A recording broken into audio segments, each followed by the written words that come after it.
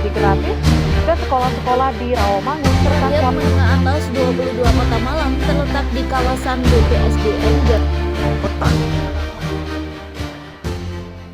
Tanggal 20 Oktober 2025, persis 1 tahun pemerintahan Prabowo Gibran. Apa catatan dari perjalanan selama 1 tahun pemerintahan Prabowo? Paling tidak, menurut pengamatan saya punya 3 catatan. Satu adalah soal bagaimana Presiden Prabowo menjaga ekonomi tetap stabil, ekonomi tetap kondusif dengan program-program populisnya. Seperti misalnya MBG, makan bergizi gratis. Karena menurut saya, makan bergizi gratis ini tidak hanya persoalan makan, tetapi di sana juga ada stimulus ekonomi. Karena selain anggarannya sangat fantastis, puluhan triliun, bahkan di tahun 2026 mencapai 300 sekian triliun, program ini juga menjangkau sekitar 83 juta jiwa penerima manfaat, ya, para siswa. Nah, sehingga secara spektrum, program ini punya spektrum yang maha dahsyat. Dan di dalamnya kalau kita cermati juga ada aspek-aspek lain, wabil khusus adalah aspek-aspek menstimulus ekonomi Indonesia, karena di sana ada lapangan pekerjaan yang terbuka, menyedot lapangan pekerjaan, kemudian ada juga permintaan bahan baku, ya, seperti beras, seperti ayam, seperti telur, dan seterusnya itu, sehingga program MBG ini memiliki dampak lain selain soal bagaimana mengatasi masalah stunting di Indonesia, bagaimana membuat anak-anak itu sehat dan mereka produktif ketika dewasa nanti. Program populis berikutnya adalah seperti Koperasi Desa Merah Putih. Ini juga diproyeksikan kalau saya amati untuk menstimulus para usaha-usaha kecil menengah, para UMKM supaya mereka punya modal. Nah, ada juga program namanya Sekolah Rakyat, menjembatani orang-orang tidak mampu agar bisa bersekolah supaya ada pemerataan soal pendidikan di Indonesia. Nah, ada juga namanya Sekolah Unggulan, ini diproyeksikan supaya putra-putri terbaik Indonesia bisa nangkring atau kuliah di kampus-kampus terbaik di dunia seperti di Harvard, di Oxford, dan seterusnya. Nah, ada juga program namanya Cek Kesehatan Gratis. Ini juga luar biasa.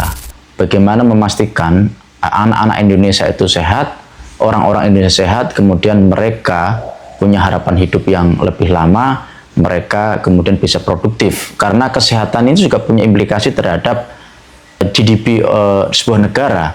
Negara yang sehat itu akan produktif, negara yang produktif bisa mempercepat pertumbuhan ekonomi.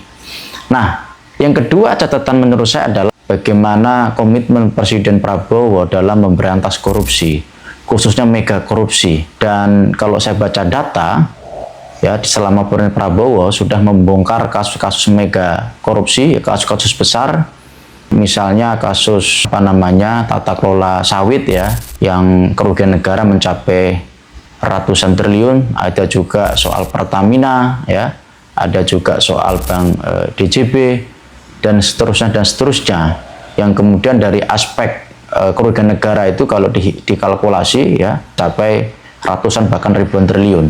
Ini secara serius dibongkar oleh Prabowo dengan istilah dia serakah nomik. Jadi serakah nomik disampaikan oleh Presiden Prabowo untuk menyindir para pelaku usaha yang korup, para pelaku usaha serakah, kira-kira begitu. Nah, tetapi selain itu saya juga punya catatan kritis terhadap pemerintahan Prabowo. Satu adalah program MBG yang kemudian perlu ada evaluasi secara periodik, karena program ini juga ada kendala-kendala di lapangan seperti keracunan, kemudian makanannya yang tidak memenuhi standar gizi, dan seterusnya. Itu juga perlu menurut saya dievaluasi secara periodik. MBG jangan dihentikan karena ini punya stimulus ekonomi dan ini adalah jangka panjang menuju Indonesia Emas, tetapi evaluasi secara periodik perlu dilakukan.